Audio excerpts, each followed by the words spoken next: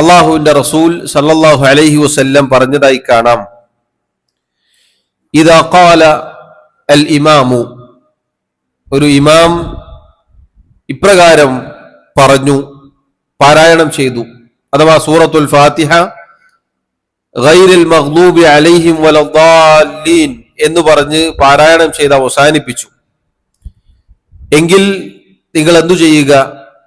ഇമാം ആമീൻ പറയുമ്പോൾ ഫഖൂലു ആമീൻ, നിങ്ങളും ആമീൻ പറയുക. ഫഇന്നഹു മൻ വാഫഖ ഖൗലുഹു ഖൗലൽ മലായികതി ഗുഫിറ ലഹു മാ തഖദ്ദമ മിൻ ദംബിഹി. തീർച്ചയായും ആരുടെ ആമീനാണോ മലക്കുകളുടെ ആമീനുമായി യോജിച്ചു വരുന്നത് അവന്റെ മുൻകഴിഞ്ഞ ചെറുപാപങ്ങൾ പൊറുക്കപ്പെടും.